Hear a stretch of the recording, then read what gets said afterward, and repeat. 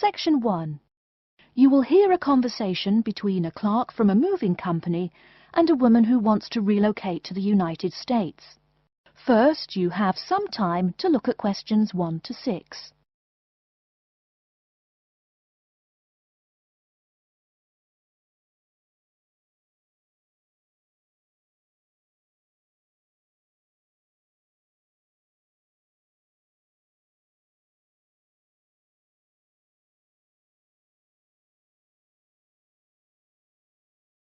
You will see that there is an example which has been done for you. On this occasion only, the conversation relating to this will be played first. Good morning, ma'am, and welcome to Australia's Moving Experience. How can I help you? Well, I hope you can help me. I'm so up in the air right now. Just calm down now. Let me guess. You're moving and it has you a little confused. That's it exactly. You see, I'm relocating to the United States next month, and I'm having a hard time getting organised. Here, fill out your name and address and let me ask you a few questions. Oh, what should I call you? My name is Jane Bond. The woman says that her full name is Jane Bond, so Jane Bond has been written in the space. Now we shall begin. You should answer the questions as you listen, because you will not hear the recording a second time. Listen carefully and answer questions 1 to 6.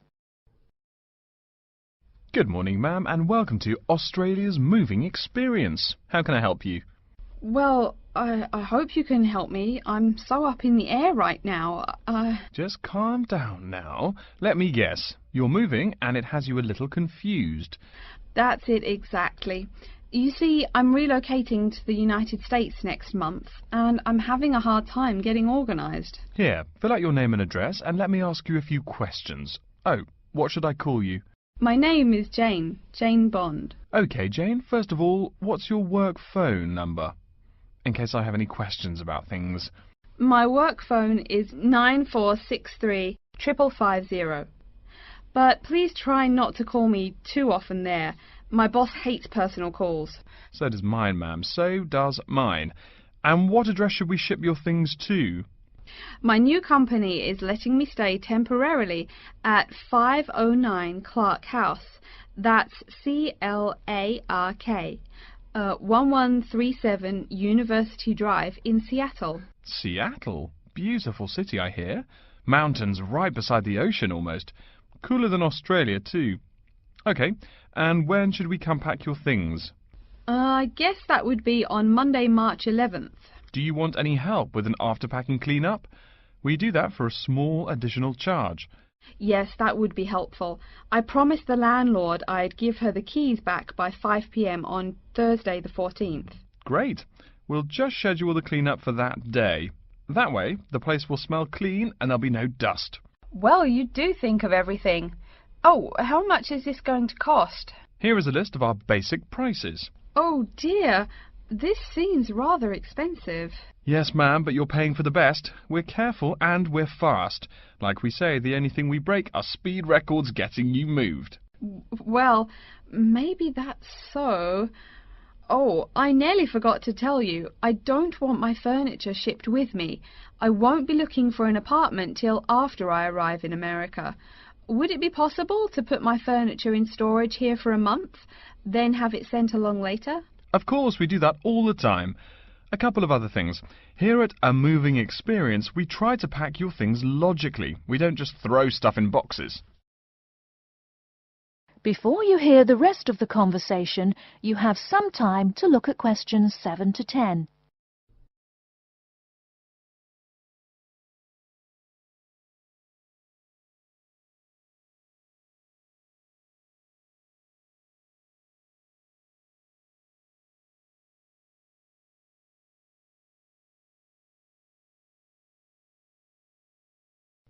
Now listen and answer questions 7 to 10.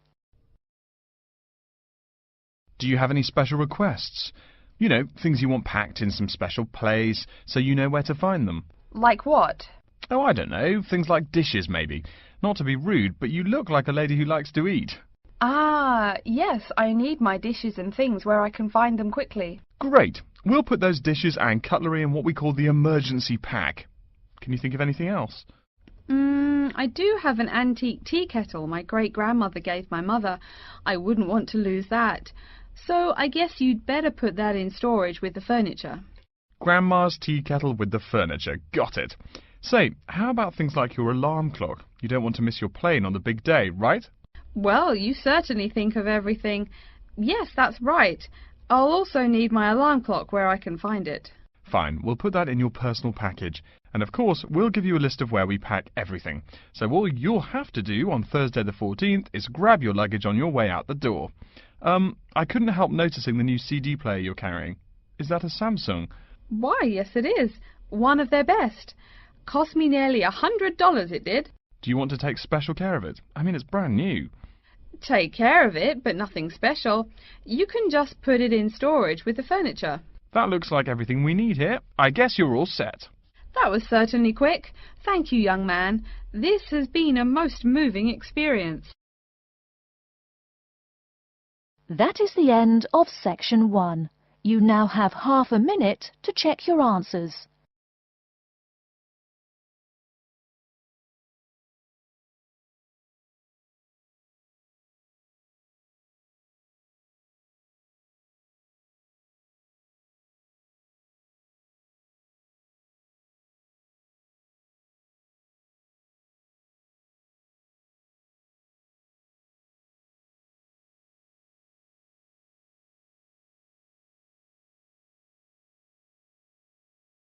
Now turn to section 2. Section 2. You will hear part of a talk given by a member of staff at a hospital. First, you have some time to look at questions 11 to 15.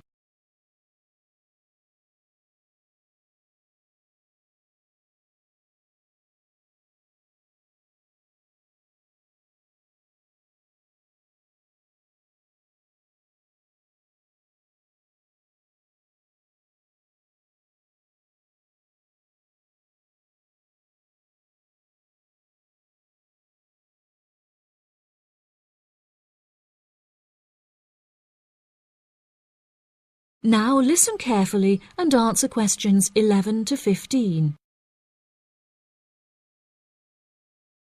Hello, and welcome to the homepage for the Healthy Hearing Medical Clinic and Surgery, where we'd like to share a little more information about the services we provide and more.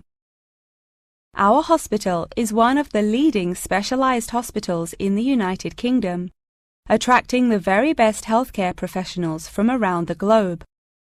Not only are we a leading medical practice, but we are also the only hospital in the United Kingdom dedicated entirely to the treatment of and research into the curing of hearing loss. Our facilities and staff here are renowned across Europe, attracting thousands of patients a year.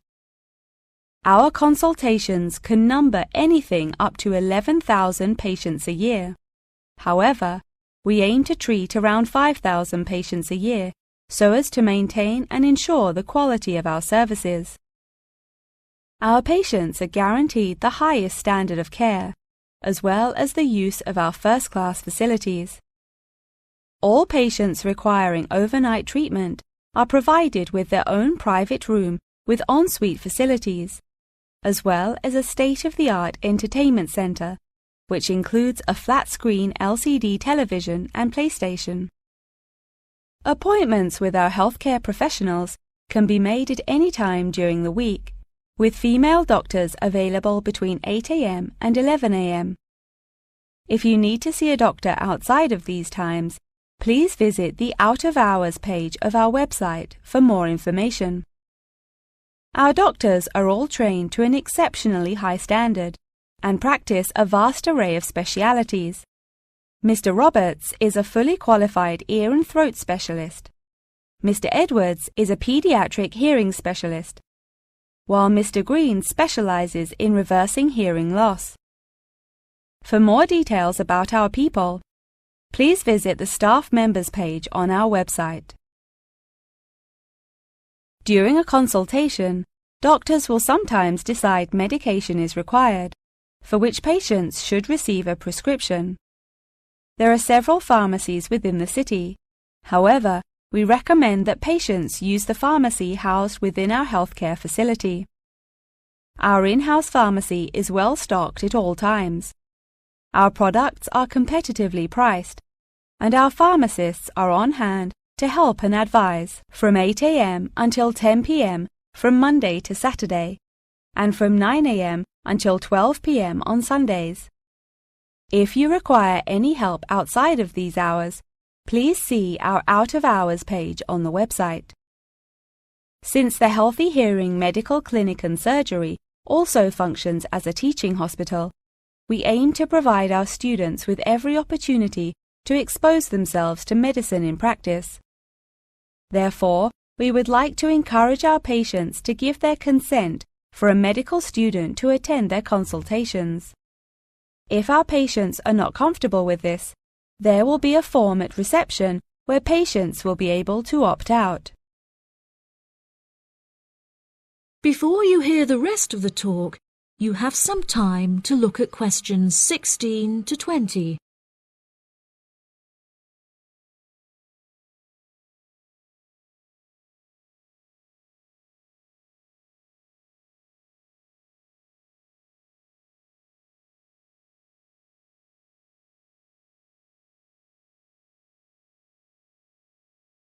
Now listen and answer questions 16 to 20. Now, please look at the map I've given you of the Healthy Hearing Medical Clinic and Surgery. For those not familiar with our practice, reception can be found through the main door at the end of the corridor. If your consultation is booked with Mr. Green, you need to go through the main door and turn right by the nurse's desk, and his office is at the end of the corridor on your left-hand side. If you need to alter any of your personal details, please visit our secretary at the Office for Medical Records, which you will find next to the therapy room. If you're awaiting surgery, please first check in with reception before taking the first door on the right after you enter the clinic. Finally, in the event that you feel disappointed with any of the services we have provided, or have any further questions, please locate our manager's office, which can be found near the Office for Medical Records and between two closets. If you have any more questions about the Healthy Hearing Medical Clinic and Surgery, please do not hesitate to contact us on 01 256 111 111. That is the end of section 2. You now have half a minute to check your answers.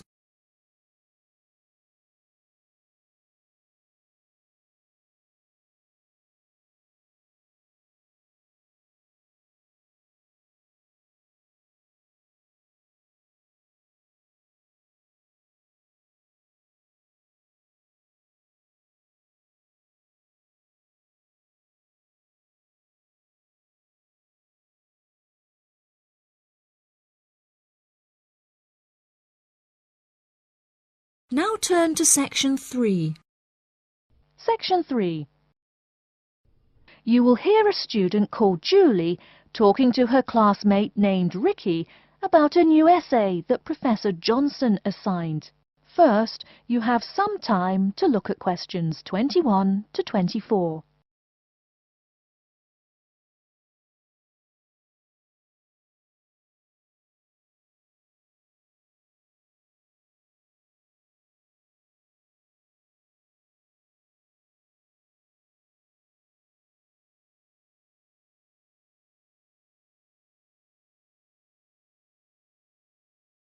Now, listen carefully and answer questions 21 to 24.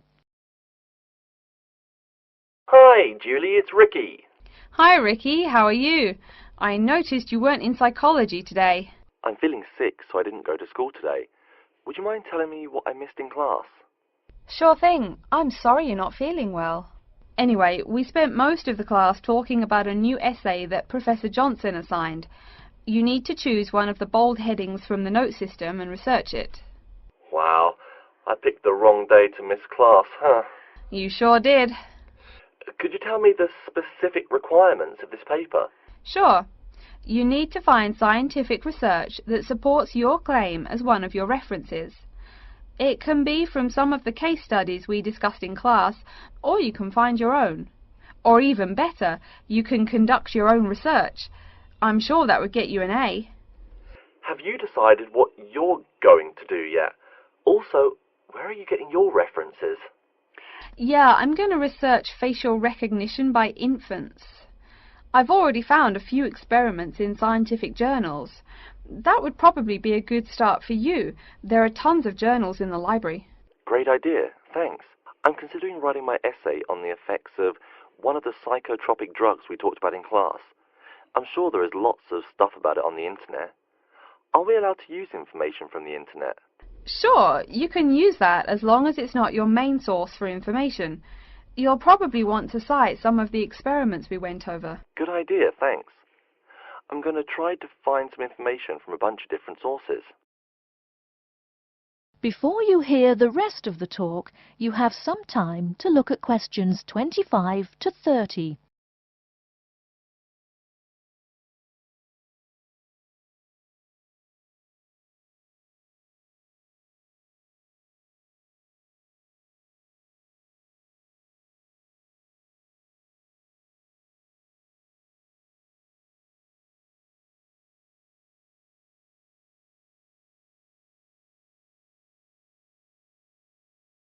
Now listen and answer questions 25 to 30. Are there any specifications on how the essay should be written? Yeah, Professor Johnson wants it double-spaced. It should be between 6 to 10 pages long. 6 to 10 pages? That's so much. Oh, it's going to take forever. I know, the whole class groaned when he said that. Anyway, you also need to put the title in italics and... Wait, each section heading or just the main heading? Only the main heading should be in italics.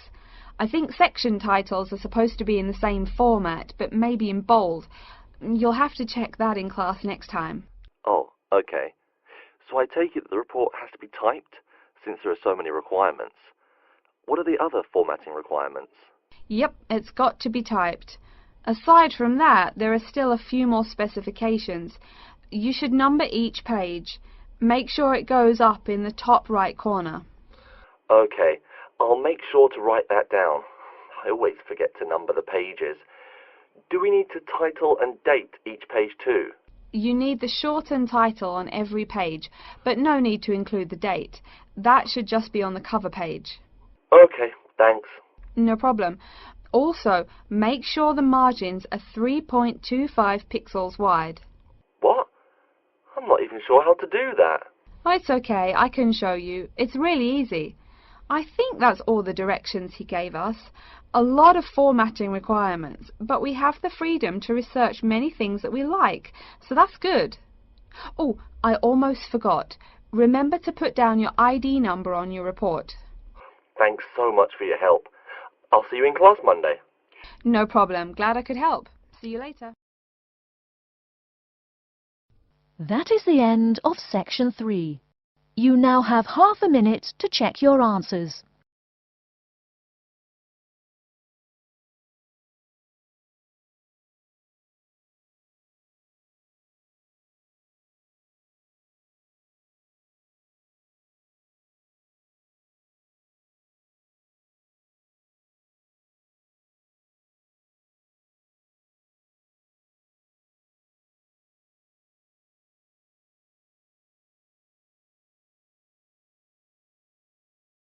Now turn to section 4. Section 4. You will hear a lecturer talking about an unusual atomic particle called a neutrino. First, you have some time to look at questions 31 to 35.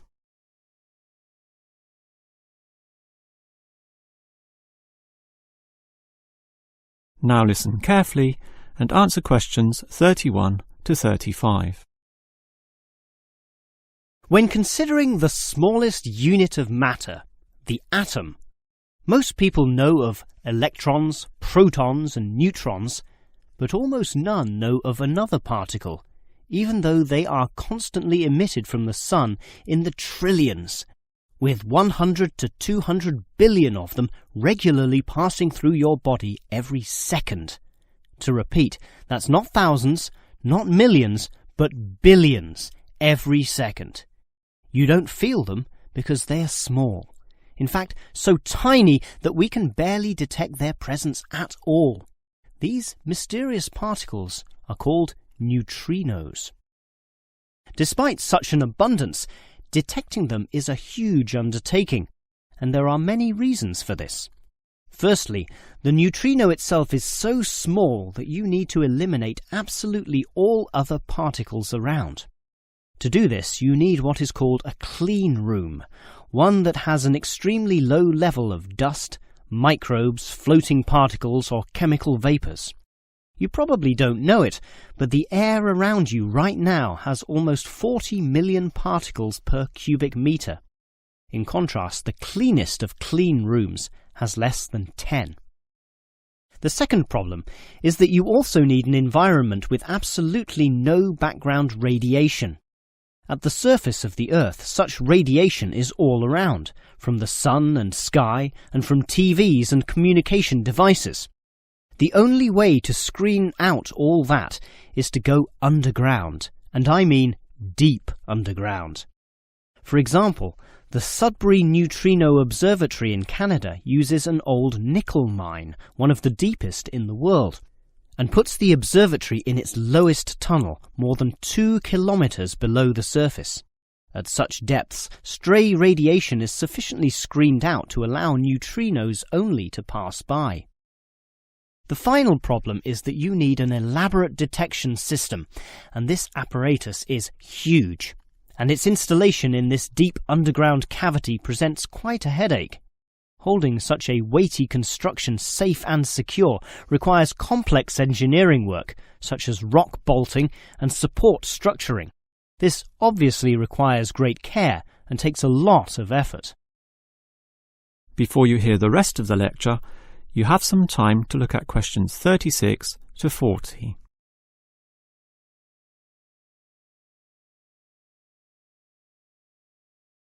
Now listen and answer questions 36 to 40. So I've told you about the difficulty in detecting neutrinos. They are tiny, virtually weightless, have no electric charge, and hardly interact with anything at all. Yet we can detect them, and to see how, let's consider the Sudbury installation once again. The detector there consists of a spherical container filled with heavy water. This rests inside another vessel filled with normal water, which helps support the weight of the inner sphere, as well as providing further shielding from any stray radiation. At the edge of this inner sphere are about 10,000 electronic detectors. These are extremely sensitive, able to multiply 100 million times any electric current which occurs. So, as the neutrinos pass through this sphere of water, there is a very, very, very small chance that one of them may hit a water molecule. To increase the likelihood of this, 2 strategies are used. 1. The larger the sphere of water, the better, and the Sudbury tank holds not 10 tons, not 100 tons, but 1,000 tons. 2. The water is special, consisting as it does of heavier molecules. So what happens is this. If the neutrino hits the water molecule, the neutrino is absorbed, but the molecule itself splits apart, producing a tiny electric current. It is this which is detected and analyzed, giving key information about the neutrino. The final question is, why do we care about these elusive particles? Well, just think. They can pass right through the core of our sun at the speed of light without being affected or losing strength. No other form of radiation can do that, meaning that the knowledge we get about neutrinos can help us to control them.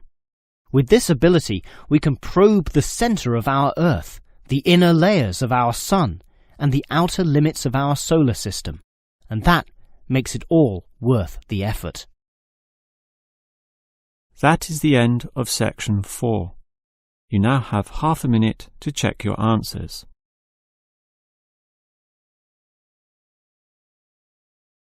That is the end of the listening test.